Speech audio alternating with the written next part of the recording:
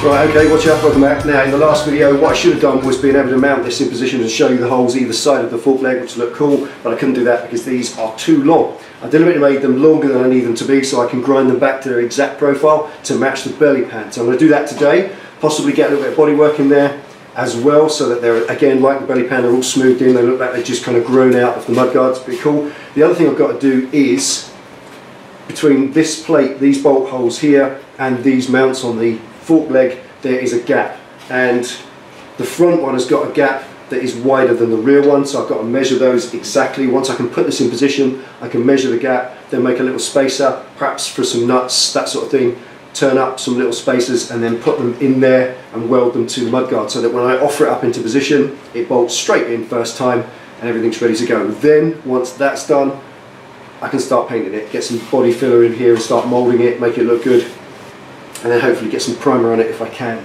Don't know yet. Don't want to jump ahead too far, learned the lesson with that. Just do what I can in each one. So okay, there we are. Let's get on with this today. First job, slide these back with the grinder, get them cut into the right depth so I can push that back through the fork legs in position. At least then we can take a look at it, stand back, see if it looks any good. Let's get on with it.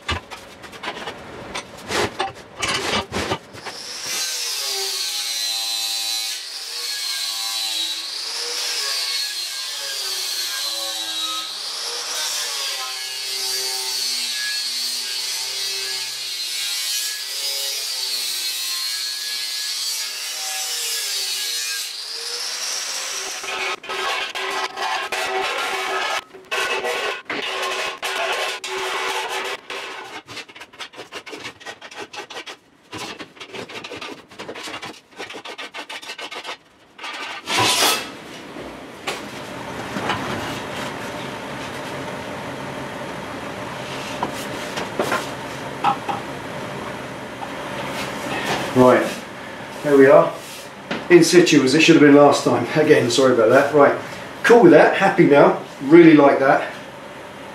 Proper cool look. No, contrary to what a few of you said, I won't be putting mesh in there because inside with all the crud, it will just fill up the mesh with crud and it will just ruin it, so there's no need for that. They're just going to be open, and I don't think they're going to spew out much. May or may not put, I'm considering whether I put a little shield over these or something, I don't know, but at the moment I'm doing with a mudguard, and that's it, fitted, in position. Now the next little task is some gappage. Let's bring you around the front, I'll show you what I mean. Alright, there we are, that's the gappage in question. That's the front mount and that's the rear back there. As you can see, this is about half the distance of this one, and I need to make two spacers, one for that and the other side, and then one for this and the other side. That's about the size of one nut in thickness, and that may be two, so there's an option. You can use nuts for that, but obviously not in their raw form, they'd look a bit pants, so that's the next thing. Just got to get something in there to sort out that gappage and that gappage, which is different, and I want to weld them to the mudguard so they're permanent rather than flapping around every time I try and mount it. Let's get on with it.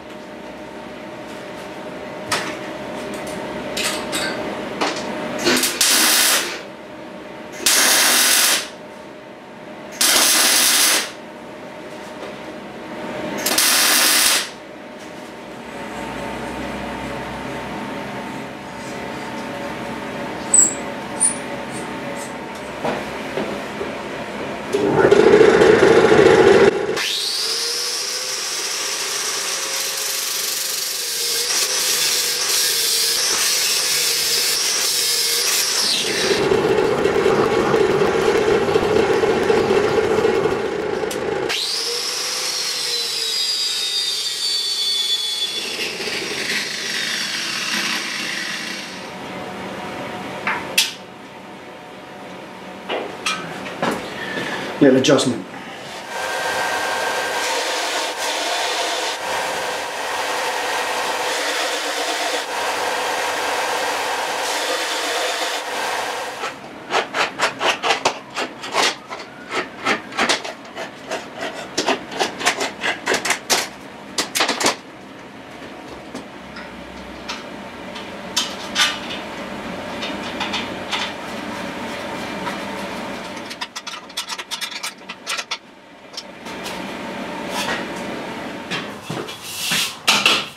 Right, here we are, bolted in situ, looking good. I like that. I'm very happy with that look so far. That's exactly what I set out to achieve. And as far as metalwork and fabrication is concerned, that's done. These little spacers, this has been 4 hours today. This took 3 hours just to make those little spacers. I had to do 2 sets because I just couldn't get the size right. I ended up resorting to 8mm stainless nuts, which are bigger because these bolt on with M6s. So I've got a 6mm bolt going through what was an 8mm nut, so I don't need to ream it out or anything. They fit nicely and they get a little bit of movement just so that everything can line up before you nip it up tight.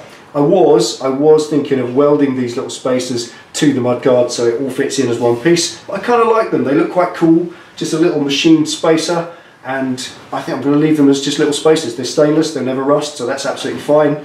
And the mudguard itself can then be bodyworked and slid into place just with a washer underneath it, if anything at all. They're absolutely perfect as they are.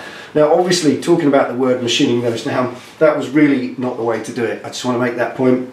Using the pillar drill there to spin down 4 nuts and make them into a piece of tube, then weld them together, that is properly bodgery. That is real ghetto fix. It gets you out of trouble, it does the job, but really a piece of tubing on a lathe would have made those in a moment, and that's why next year I want to invest in a lathe for the garage. We're saving up the patrons' money so that you patrons who donate to the channel, you're helping us with that kind of thing. This is the kind of thing. It would have took me 15 minutes to just turn up a couple of spacers, have a piece of tubing or a piece of bar and drill it through on a lathe, piece of cake. And instead of that, I spent nearly 3 hours welding nuts together and spinning them down with a grinder on a pillar drill. Not really even the very safest of practices, to be quite honest.